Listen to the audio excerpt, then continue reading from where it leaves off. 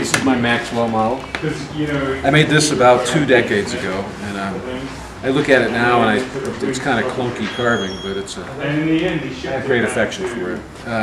Again, I used to have 1,000 old Harmony Sovereign fretboards. I'm down to less than 100 now, but this is one of those, and it's got again, a static, non-adjustable truss rod. This is a DiMarzio Fred pickup that's been well baked in the window of my storefront for about a decade, and it's just a simple slab body thing. And I call it my Maxwell model because the original, which I'll show you down here in the gallery, was found face down in the mud on Maxwell Street Market here in Chicago. I bought it for about $5. It was roughly hewn out of a single 2x12 of pine, and it had a nail driven through here and bent over right at the weakest part of the headstock. It's a very ambitious headstock junction here. But I couldn't have designed something like this if I tried, and so I just decided to embrace it. And since then, I've made 60 or 70 variations on the Maxwell model. There's a Maxwell Custom here that mimics Telecaster Custom. Oh wow! And it's got the 3-color sunburst, and it's got the. Look at that. What does it have? It's got the fake truss rod plug on the headstock, and the mint green pickup. It's just kind of an homage to the Tele Custom, but it's this ridiculous goon-like body shape. This instrument is the Jacobite, and this is more of that Alaskan cedar burl. That's so let's take a look at that. And this was.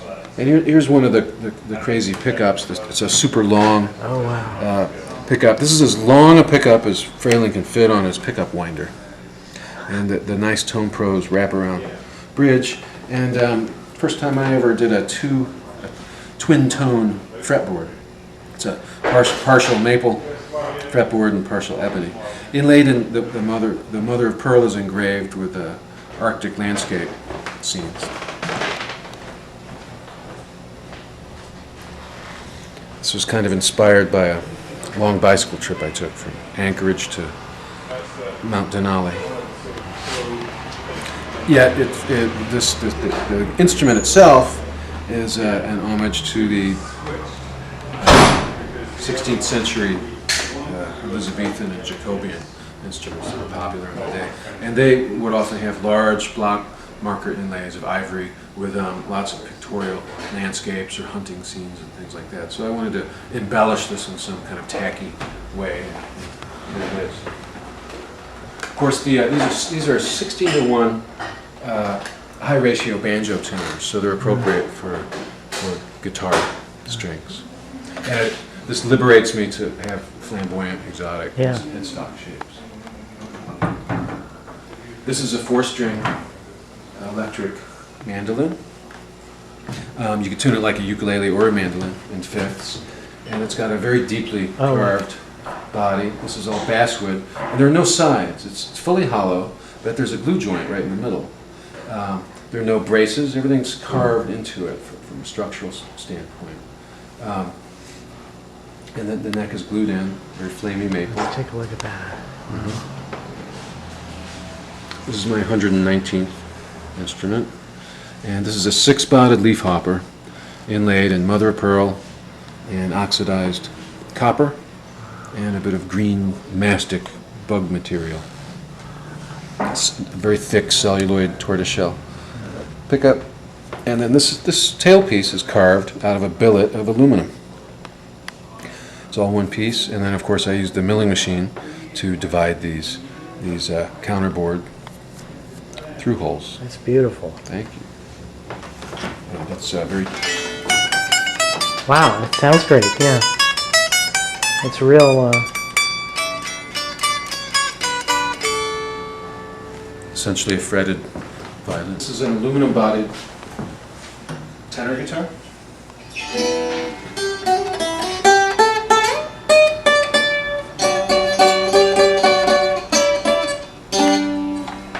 And this is all, again, billet carved aluminum hardware.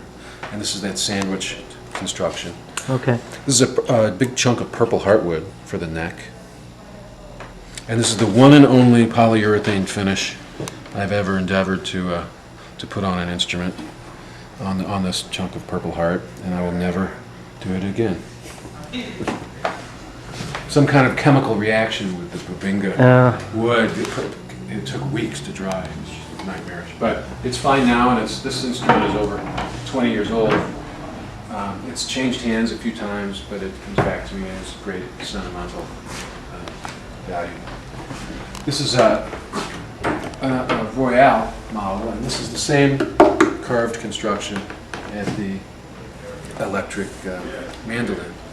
And it's very deeply carved, far more than a typical arch top. And no sides, front and back. CH.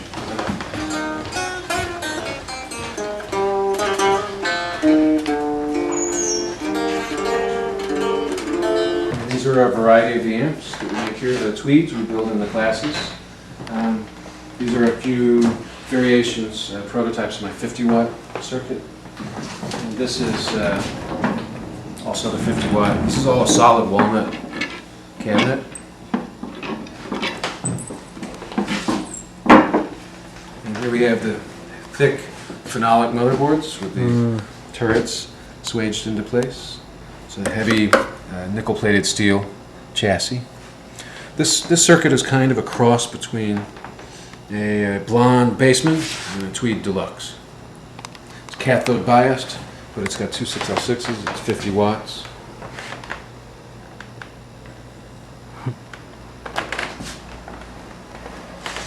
And I utilized the concept of the removable top that I admire so much about old trainers. You know, you never have to pull the chassis to get under the hood. It's just a nice idea. And behind me, we have a couple of my XL horns. XL stands for extra large. And these, Andrew Bird tours with these and uses them on stage. I'm finishing these out probably as subwoofers to accompany the little horns. This is spinning Janus horn. So this produces an acoustic stereo chorus effect in conjunction with the Doppler effect. These are all, what are these all made out of? These are fiberglass. Okay. I make the prototypes out of cardboard like this, and then we make a mold of that, and then pull castings off of that. Okay. And this is the stereo, 8-watt stereo hi-fi amplifier. You can interchange, this is also cathode biased, and you can interchange 6L6s, KT88s, EL34s, 350Bs, a wide variety of similar octal-based power tubes without having to rebias or do anything to the amp. Then you can plug an iPod directly into the input, and it performs rather well.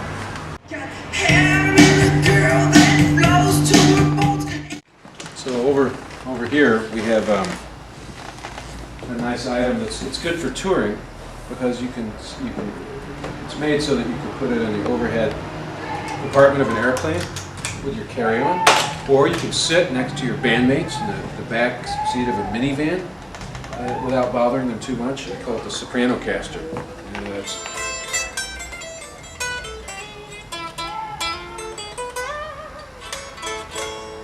very chimey.